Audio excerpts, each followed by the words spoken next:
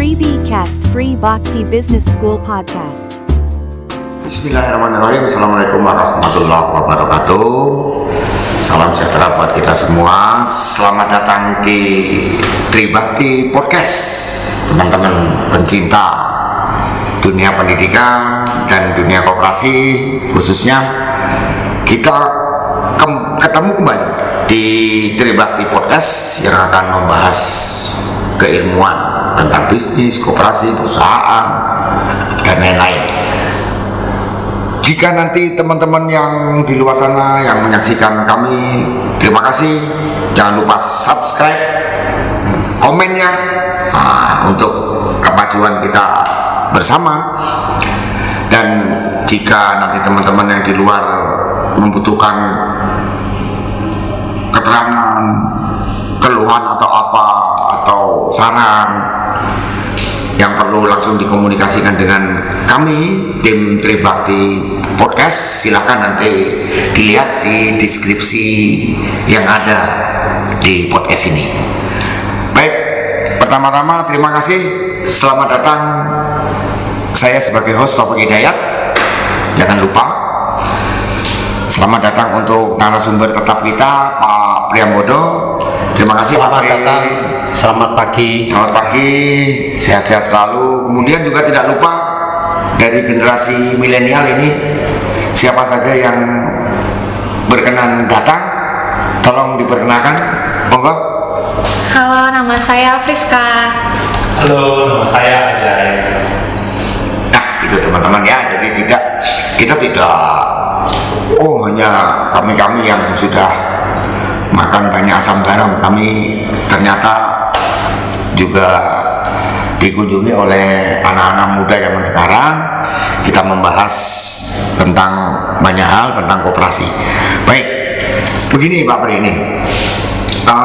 Sepengetahuan saya bahwa anak-anak milenial ini kan agak bingung koperasi apa ya. Tahunya kan generasi sekarang tuh, kalau kita mungkin tahu dulu ya, di masa kita sekolah banyak KUD, banyak apa, koperasi ini. Nah, anak sekarang itu tahunya koperasi nggak tahu ya, itu perusahaan atau bukan. Terus apa koperasi ini, ormas jangan-jangan gitu kan ya, ormas atau paguyuban atau apa ya. Atau yang kedua, koperasi itu tempat minjem uang. Nah, itu tuh yang agak menggelitik saya. Koperasi itu apa, bagaimana ya kan, perusahaan atau bukan. Nah, itu nanti tolong Pak Pri memberikan pencerahan kepada kita semua, termasuk yang menonton ya. Kalau masih kurang jelas karena waktu kita juga terbatas, nanti bisa ditanyakan di deskripsi di podcast ini. Baik, langsung monggo Pak Pri. Ya, terima kasih. Memang ini pertanyaan yang paling menarik ya. Saya sendiri juga tidak nyangka.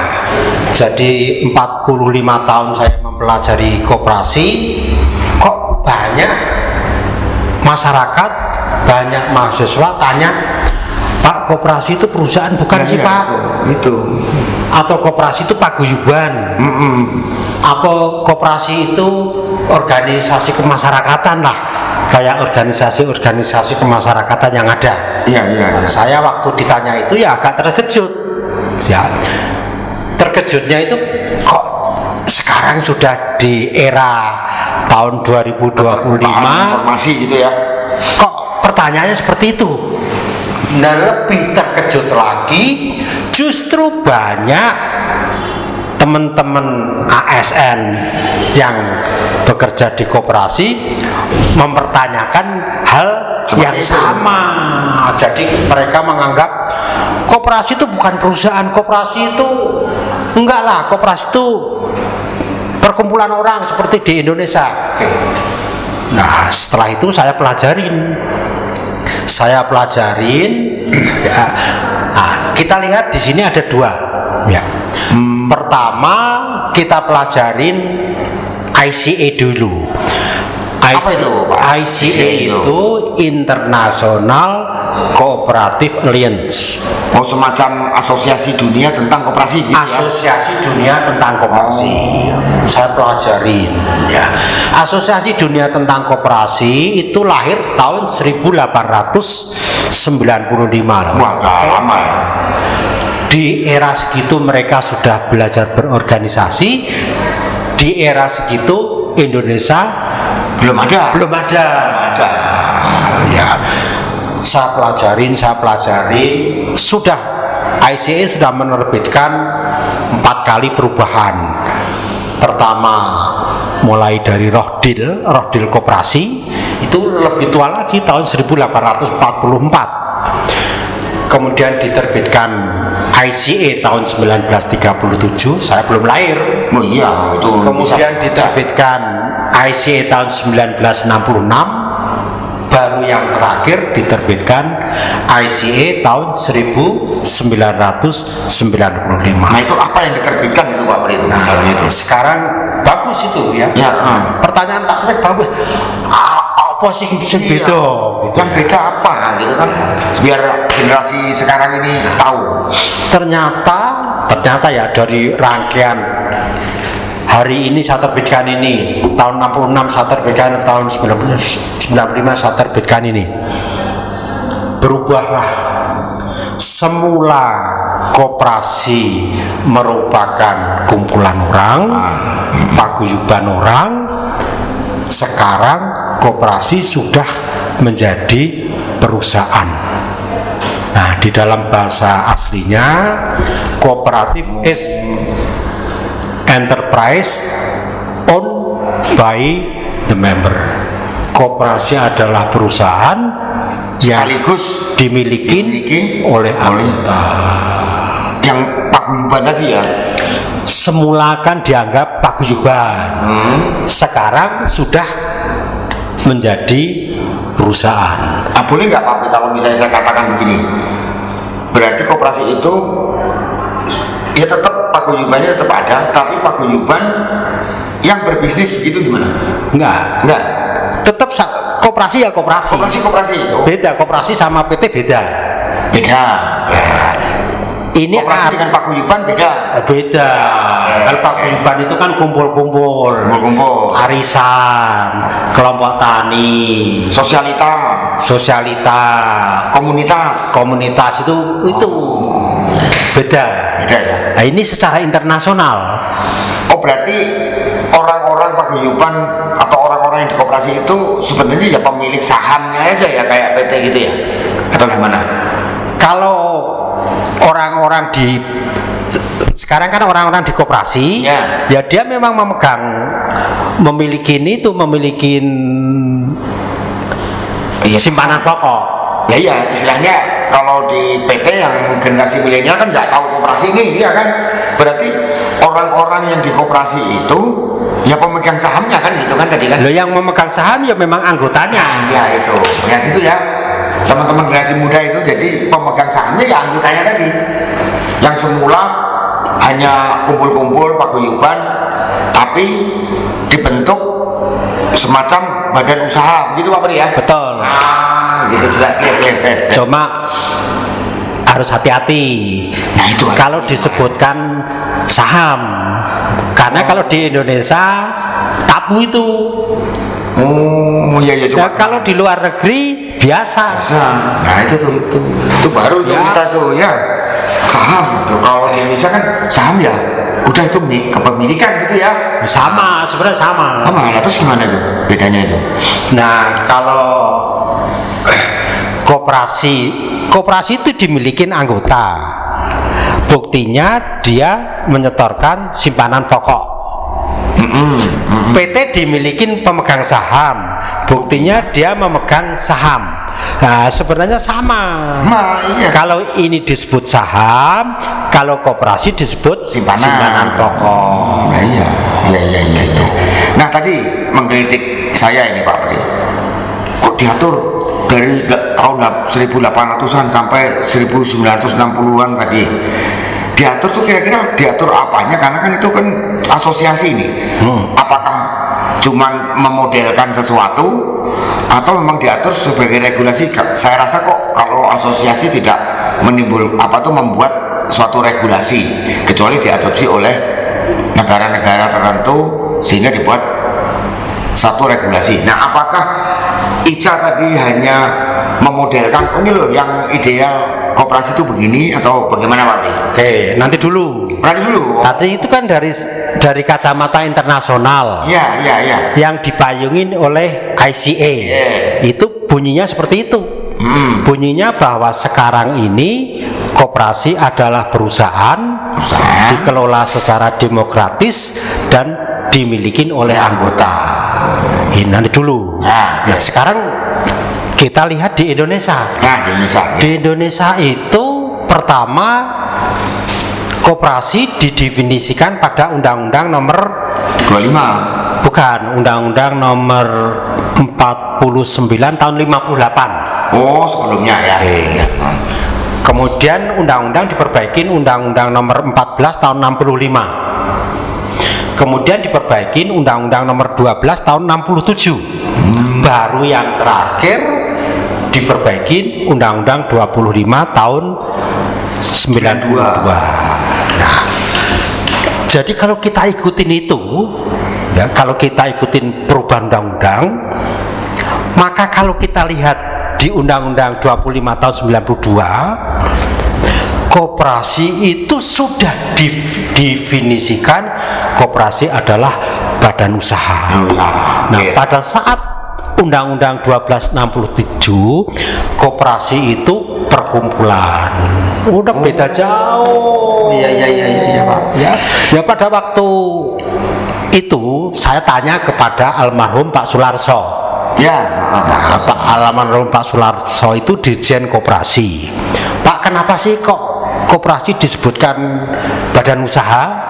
Nah, beliau ngomong kira-kira begini, wis sekalian aja lah, daripada koperasi ke kiri nggak diakuin, ke kanan nggak diakuin, tak cebur kebleng koperasi badan saya ceburkan langsung, ya udah badan usaha. Koperasi badan usaha. Hanya berbeda kepemilikan tadi ya dengan PT. Beda. Ya. Oh iya. Nah, setelah itu sekarang saya renungkan, ya, kalau secara internasional benarkah koperasi badan usaha? Betul itu. Iya. Karena di dalam kenyataan hari ini sampai sekarang ini di Kanada koperasi itu didefinisikan sebagai incorporated. Di Prancis koperasi didefinisikan sebagai incorporated based on prinsip koperasi. Cooperation prinsip. Jadi sekarang ini kenyataannya ada dua definisi koperasi. Negara menggunakan societe boleh, negara menggunakan badan usaha boleh, negara menggunakan perkumpulan orang boleh, tidak ada larangan. Jadi kalau sekarang definisinya koperasi ada badan usaha, tak pikir cocok, betul juga itu. Secara internasional betul juga. Secara de facto ya badan usaha. Betul juga. Betul juga kan. Tapi secara de jure dia karena anggota itu adalah pemilik, ya tidak salah juga kalau dia juga perkumpulan, Pak Pri, kalau menurut saya. Ya. Tetap de jure maupun de facto itu tetap sama saja dalam kerangka badan hukum. Dalam kerangka badan hukum. Iya. Cuma masalah misalnya Singapura itu koperasinya gede-gede, Besar. tapi dia undang-undangnya societe, perkumpulan. Oh, beda-beda. Jiwanya Beda-beda, iya. dia jiwanya menjalankan koperasi. Suka-suka negara saya. Oh, boleh gitu ya. Oke. Nah, ini yang harus dipahamin semuanya. Ya. Tapi Indonesia tadi menurut almarhum Pak Sularso tadi, tokoh koperasi kita juga, itu bahwa koperasi badan usaha. Badan usaha Yang mempunyai badan hukum. betul, badan usaha berbadan hukum koperasi. Ya. Kalau saya nggak usah diutak-utik, wong ini sama kok, di Kanada juga Oh, ada incorporated, ya. di Perancis juga incorporated sama. Oke. Itu. Baik Pak Pri. Dan teman-teman semua ya, ini teman-teman mahasiswa maupun yang di luar, pantas ini yang di Pak Pri yang bodoh tadi bilang bahwa koperasi adalah badan usaha selain PT. Itu ya kesimpulannya Pak Pri ya? Koperasi adalah badan usaha. Kalau PT ya sendiri. Badan usaha juga. PT ya badan usaha. Cuma badan usaha PT, badan usaha koperasi. Nah, pengalaman saya teman-teman mahasiswa dan yang lain di luar, 2005 itu saya ikut Pokja perubahan regulasi undang-undang pajak. Saya untungnya berpikir seperti itu. Jadi saya mengusulkan jangan dipisah. Ini koperasi bukan badan usaha, koperasi badan usaha. Untungnya begitu Pak Pri waktu itu. Jadi di undang-undang pajak ya mau koperasi mau PT mau badan usaha perorangan itu ya sama kewajibannya. Tidak ada bedanya. Nah itu Pak Pri. Nah sekarang kalau di Indonesia nih cirinya, karena kan banyak di luar sana banyak pertanyaan kepada saya juga, Pak kalau koperasi kan itu harusnya bebas pajak karena kita orang kecil. Loh, nggak bisa kan, banyak koperasi juga besar kan Pak Pri ya, asetnya juga besar. Iya, nah itu penggolongan begitu bagaimana Pak Pri? Nah gini, kalau berkaitan dengan pajak itu kembali ke kitah koperasi. Ya, di banyak negara, memang di Indonesia belum sih. Di banyak negara itu banyak koperasi yang justru negaranya membebaskan pajak.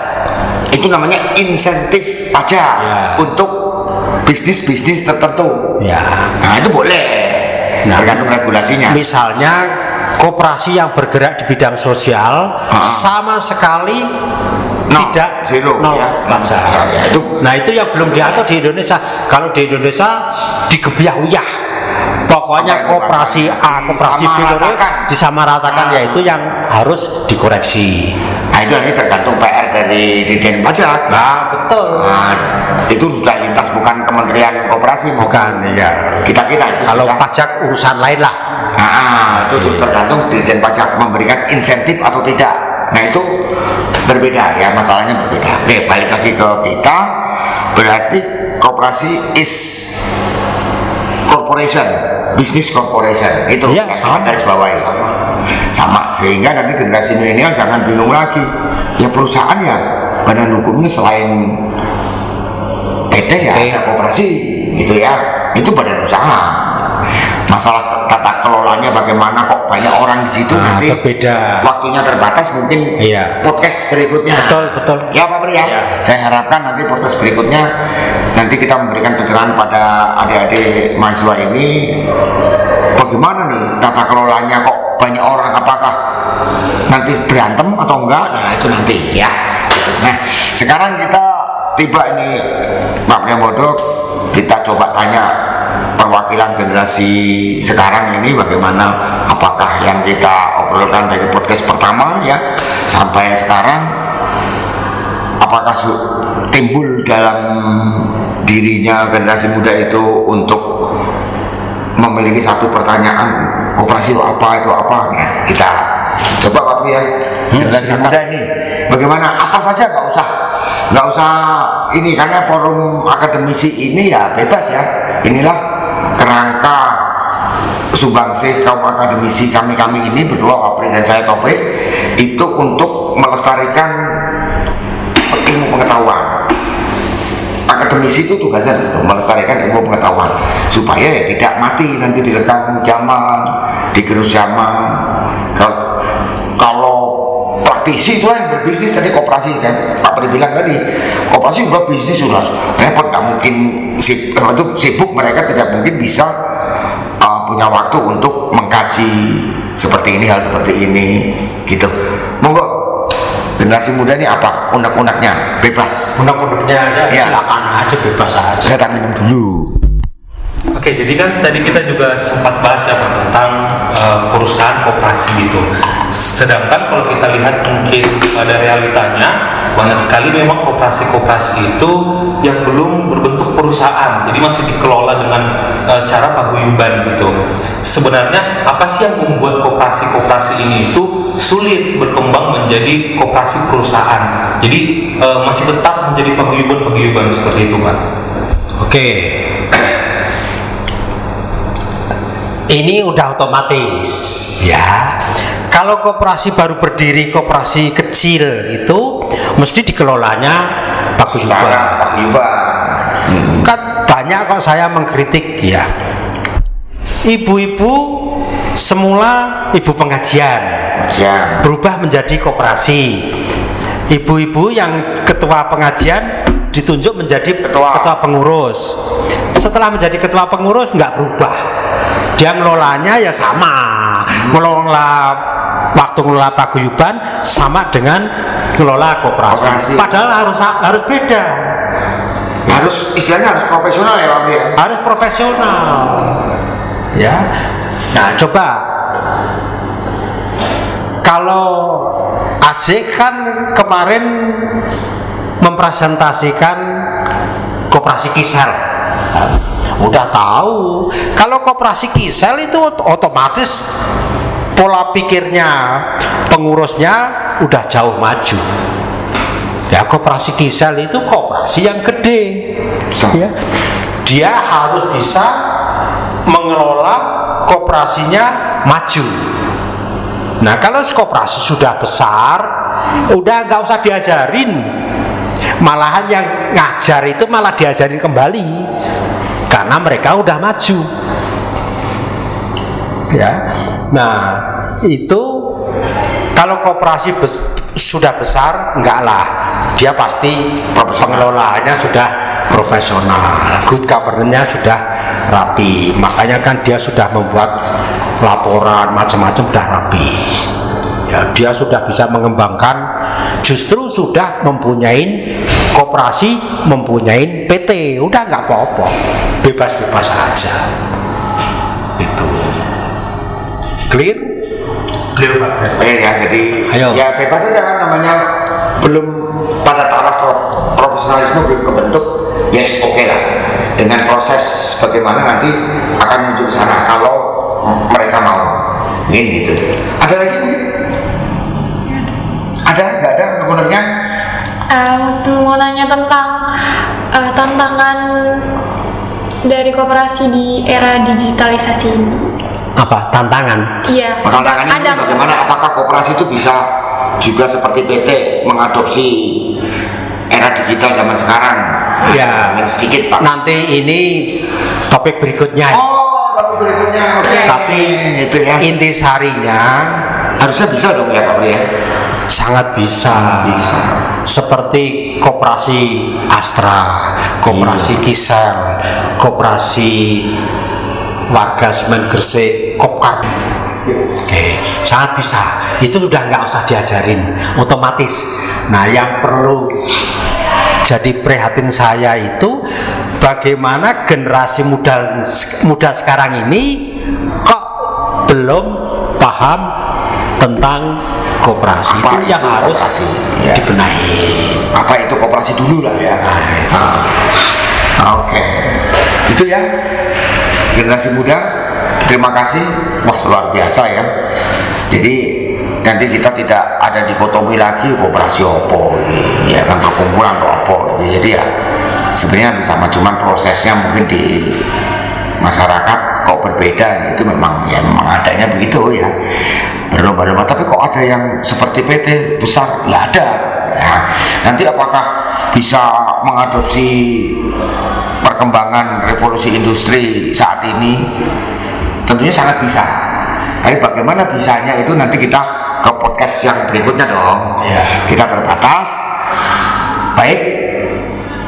Terima kasih Pak Priambodo. Terima kasih teman-teman generasi muda ya. Jangan lelah untuk mengkaji ilmu pengetahuan, pemahaman, keselarasan kehidupan, termasuk dalam dunia bisnis gitu ya. Karena itulah yang harus kita lakukan bersama-sama, baik generasi muda maupun generasi kita dengan Pak Priambodo ini ya, supaya kehidupan kita lebih maju. Baik Pak Pri, terima kasih waktunya sudah habis. Kita nanti sambung ya ke podcast berikutnya. Teman-teman yang di luar jangan lupa kalau masih banyak pertanyaan, karena mohon maaf waktunya terbatas, bisa ditanyakan via chat di deskripsi podcast ini. Silakan, monggo. Dan sampai ketemu di podcast kita berikutnya. Sampai jumpa. Akhirul kalam, wabillahi taufiq walhidayah. Wassalamualaikum warahmatullahi wabarakatuh. Waalaikumsalam warahmatullahi wabarakatuh.